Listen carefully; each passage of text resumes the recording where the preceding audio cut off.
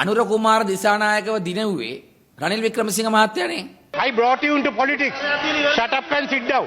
මේ ඡන්දේ මාලිමාව හිතනවා නම් දිනනවා කියලා එහෙම දිනන්නේ නැහැ. එහෙනම් අපි බලන්නේ ඒ බහුතරය එකතු කරගෙන බලය ගන්න. අපි විතරක් නෙමෙයි ඒ අනික් කණ්ඩායමුත් එකට එකතු වෙනවා. එහෙනම් ඇයි අපි මෙහෙම එන්නේ? මොකද එහෙම කණ්ඩායම් එකට එකතු වුනහම ලොක්කව සභාපති තෝරන්නේ වැඩියෙන්ම മന്ത്രിවරු ඉන්න කණ්ඩායම. ඉතින් අපිට දැන් තියෙන්නේ වැඩිම മന്ത്രി කණ්ඩායම ලබා ගන්න කියලා. දැන් මම හිතන්නේ ඩීල් දේශපාලනය කියලා කියන්නේ ලංකාවේ සම්පූර්ණ ප්‍රතික්ෂේප කළ යුතු දෙයක්.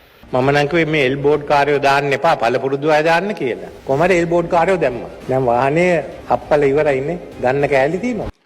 අවුරුදු 15කට 20කටවත් මේ බිලියන් 1000කට වැඩි කියලා කියන මහ බැංකු මංකොල්ලේ පරීක්ෂණය කෙරෙන්නේ නැහැ. වැඩිකරුවන්ට දඬුවම් ලැබෙන්නේ නැහැ. ආණ්ඩුව ඉතින් මේ ලක්ෂ දැන් ඡන්ද ලක්ෂ කීයක් අඩු කරගත්තද? ඒගොල්ලෝ හරිනම් අයින් වෙන්න ඕනේ දැන්. ඒගොල්ලන්ට ජනමතයක් නැහැනේ. පුළුල් චිත්‍රය මොකක්ද? ඒ පුළුල් චිත්‍රය තමයි තවමත් ජාතික ජනබලවේගයේ තමයි රටේ ඡන්දදායක ආකර්ෂණයේ ප්‍රධාන කේන්ද්‍රය බවට පත් වෙලා තිබෙන්නේ. ඒ ජනතාවගේ අපේක්ෂාවන් ඒ මැතිවරණ දෙකේදීම ප්‍රකාශයට පත් වුණා. ජනාධිපතිවරණයේ 2024 සැප්තැම්බර් මාසේ 42ක් අනුර කුමාර සහෝදරයට ලබා දුන්න වෙලාවේ ඊට පස්සේ ඒක මදි නිසා ආණ්ඩුව කරගෙන යන්න පාර්ලිමේන්තු මන්ත්‍රී ධූර 159ක් තුනෙන් දෙකේ බලයක් ලැබුණා 62කට ආසන්න ඡන්ද ප්‍රමාණයක් ලැබුණා 69 ලක්ෂයකට ආසන්න ඡන්ද ප්‍රමාණයකුත් ලැබුණා. ඒතර ඒ අපේක්ෂාව තාමත් තියෙනවා.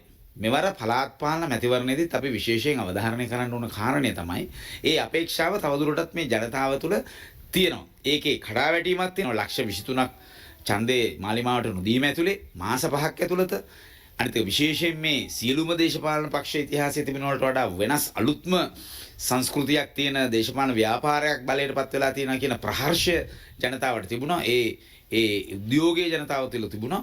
එහෙම තියෙන තත්ත්වයක් ඇතුලේ මාස 5කින් ලක්ෂ 23ක් ඡන්දපොළට මේ මාලිමාවට ඡන්දේ නොදීම විශේෂ තත්ත්වයක්. ඒ වගේම හැබැයි තවමත් ජයග්‍රහණය කරලා තියෙන මේ මැතිවරණයේදී මාලිමාව ඒ නිසා තවමත් ඒ අපේක්ෂාව මේ ජනතාව තුළ තියෙන බව අපිට පේන නිසා ඒ අපේක්ෂාව මේ මාලිමාණ්ඩුව විසින් මේ ජනාධිපතිවරයා විසින් ඉටු කරනවද නැද්ද කියන කාරණය පැත්තක තිබියදී වෙනත් කණ්ඩායම් වලට තවදුරටත් මේ පළාත් පාලන ආයතන වල බලය නොදිය යුතුයි කියන පණිවිඩය මේ මැතිවරණ ප්‍රතිඵලවල තියෙනවා. රටේ ජනතාව අපිට ලබා දීලා තිබෙන පණිවිඩය තමයි විපක්ෂයේ සියලු දෙනා එකට එකතු කරගන්නේ කටයුතු කිරීම.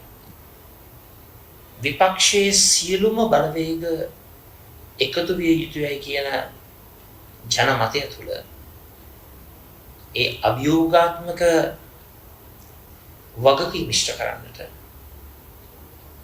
අපි සූදානම්. ආයතන 118ක වුන් අබ්බාස් කෙලින්ම සභා පිහිටුවීමේ බලය සහිතවම ජයග්‍රහණය කළා තියෙනවා. ඒ වගේම තවත් ආයතන 149ක වුන් ජයග්‍රහණය කළා තියෙන නිසා ආසන්න වශයෙන් වුන් 267ක පළාත් පාලන ආයතන 267ක ඡන්දය පවත්වපු පළාත් පාලන ආයතන 339න් 267ක වුන් ජයග්‍රහණය කළා තියෙනවා. අනිකුත් කණ්ඩායම් ජයග්‍රහණය කළා තියෙන ඊටම අඩු පළාත් පාලන ආයතන ප්‍රමාණයක්. ඒ නිසා මේකේ දේශපාලන සදාචාරයේ පැත්තෙන් ගත්තොත් මේ බහුතරයක් සභාවල සභා පිහිටවීමේ සභාපතිවරු නම් කරේ සභා පිහිටවීමේ දේශපාලන සදාචාරමය අයිතිය ඇතරම ජාතික ජනබලවේගයට තියෙනවා කියන එක අපි පොඩ්ඩක් ප්‍රතික්ෂේප කරන්නේ නැහැ. අපි ජනාධිපතිවරණයේ මහා මැතිවරණයේ දිගින් දිගටම කියා සිටියා අහවල්ලු තමයි රට බංකොලොත් කරේ අහවල්ලු තමයි දූෂණය කළේ අහවල්ලු තමයි වංචනාකාරයෝ. නමුත් දැන් අපට පේනවා පළාත් පාලන මැතිවරණයෙන් පස්සේ සමගි ජන බලවේගය අපි චෝදනා කරපු කණ්ඩායම් සමග එක්කහුව වෙලා සභාවල බලය ඇල්ලීම සඳහා පොරයක් දැන් කරගෙන යනවා. මම සම්පූර්ණයෙන් මේකට විරුද්ධයි. මොකද අපට බෑ හොරුත් එක්ක හිට ගන්න. ඒ නිසා තමයි මම කිව්වේ හොරුත් එක්ක සිට ගැනීම තහනම් කියලා. ඒ නිසා මම අද තීරණය කළා සමගි ජන බලවේගයේ සංවිධායක ධූරයෙන් ඉවත් වීමටත් සමගි ජන බලවේගයේ සමාජිකත්වයෙන් ඉවත් වීමටත් මම අද තීරණය කළා. ගෝල් ෆේස් ජනාරගලය පාවා දෙන්න එපා නේද? අපිට නූල් සූත්‍ර දේශපාලනය ඔබින්නේ නැහැ. රූකඩ දේශපාලනය ඔබින්නේ නැහැ. මම කියනවා රට විනාශ කරපු මේ රාජපක්ෂ ආණ්ඩුවත් එක්ක අපිට ගනුදෙනුවක් නැහැ. මේ හොර හැත්තත් එක්ක ගනුදෙනුවක් නෑ. ඩීල් දේශපාලනය සහ මුලින්ම අපි අවසන් කරන්න තියෙන්නේ සමගි ජන බලවේග ලොකුම ගුණාංගය තමයි ආර්ථිකව ඩීල් එක. අපේ ඩීල් එක තියෙන්නේ මේ රටේ ජීවත් වන පොදු ජනතාවත් සමගයි කියන එක මම මේ අවස්ථාවේ කියන්න කැමතියි. දැන් මං හිතන්නේ ඩීල් දේශපාලනය කියලා කියන්නේ ලංකාවේ සම්පූර්ණ ප්‍රතික්ෂේප කළ යුතු දෙයක්.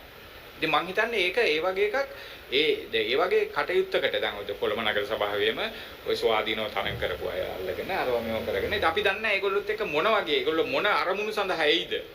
ඔබතුමන්ලාට ජනවරමක් ලැබුණේ මේ අයත් එක්ක එකතු වෙලා නෙමෙයි. මේ වෙනකොට ජනමතයක් නෑ ඔයගොල්ලන්ට. අපිට මෙතනින්ද දේශනා දුන්නනේ ජනවරමේ තරම තේරුම් ගන්න කියන මාස 7ක් අපිට දුන්නේ. හරිද? ඔන්න ජනවරම පෙන්නලා තියෙනවා ජනතාව මොකද්ද කියලා ඉවරලා. හරිද? ආණ්ඩුවක් විදියට ගත්තාම මේ ආණ්ඩුවට ස්ථාවර භාවයක් තිබෙනවා ජනතා පදනම පැත්තෙන්.